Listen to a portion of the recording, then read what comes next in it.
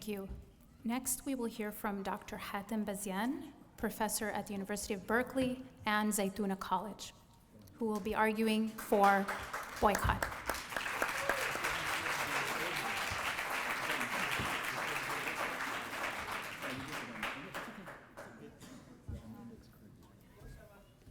Assalamu alaikum wa rahmatullahi wa barakatuh. Well, the framing of this discussion between boycott and engagement for me was problematic because it asserted that those who engage in boycott don't want engagement, and those who want to engage are not supportive of boycott. And I think that simplistic framing has to be set aside. That doesn't mean that I am not committed for boycotts. I believe that boycott is one of the most successful strategies that is used by grassroots people and those who are kept outside.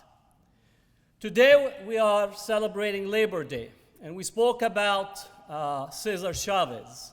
Now, many of us don't know that Cesar Chavez had a large number of Muslims that were actually marching with him during his boycott period. And one of the early people to die in that boycott movement was a Yemeni named Naji Dayfallah. Naji Dayfallah was one Yemeni worker in the Central Valley. And there is a labor union hall in San Francisco that has been named on his behalf. So you go down to San Francisco and the hall is named Naji Dayfallah Hall. I attended the ceremony that actually named that hall on his behalf. There are many statements that are being said about engagement of the Muslim community. It is not the engagement that we're critiquing, but the method and the approach of engagement that is taking place. And let me go straight to it. Today we are celebrating almost the 50th anniversary of the march in Selma, Alabama. We are recipient of that bridge that got us to where we are today to be able to be full participant and members in this society. We are acting as Muslims as Johnny-come-lately, and the only way for us to actually engage by power defining for us the modes of engagement. That is a prisoner-guard relationship that we need to alter. None of us want our people to go to a meeting and thinking they are disadvantaged. I want our people to walk in any meeting and feel that they own the meeting because they know where they are and they know there is about 6 million Muslims behind them.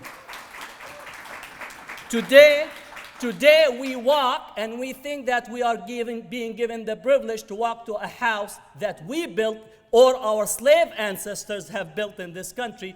That is what we are critiquing. Now, Martin Luther King spoke on his Riverside Church speech where he said that he needed to break his silence.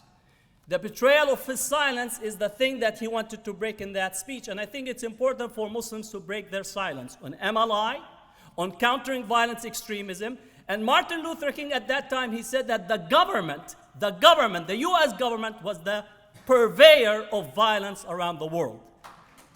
And as such, it's not for us that we don't want to critique ourselves. I could critique myself all the way to Judgment Day, and people know I could do that.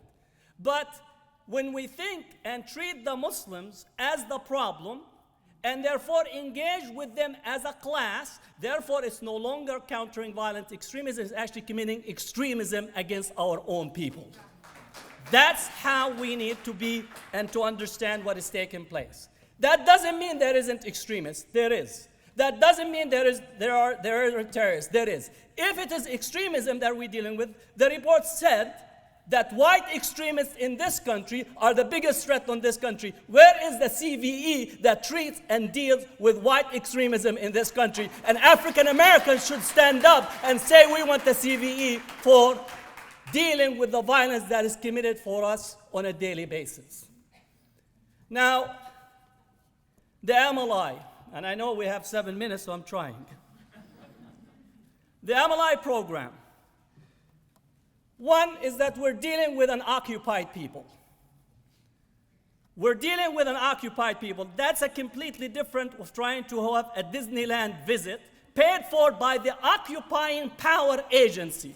If you can't get that real, then no language, no statement about helping the Palestinians by silencing them and going with their occupier to understand the pain and suffering of the occupier. Now, I know they're mentioning about I was in the anti-apartheid movement. The US government worked at the time for what's called constructive engagement, where they were asking us to go and visit to see South Africa and to understand what is taking place, but to understand it from the white South Africans. To use Nelson Mandela today is actually a complete turning around of history. Nelson Mandela refused to leave the prison until the end of apartheid is the first step, and then we could have reconciliation. Today, to go to Palestine and to say that we're going to try to end the conflict and engage with Israel because we want some level of understanding, it's a complete putting apartheid upside down. At best, if you can't tell the Palestinians, please don't attempt to speak for us.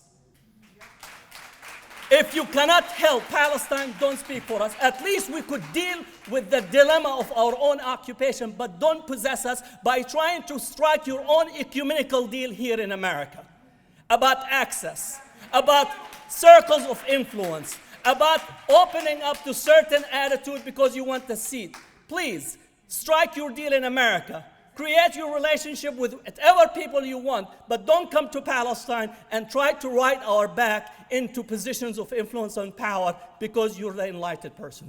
That Palestinians have told you in the West Bank, that's not gonna work. And I know the people you met with, they told you that this will not be accepted.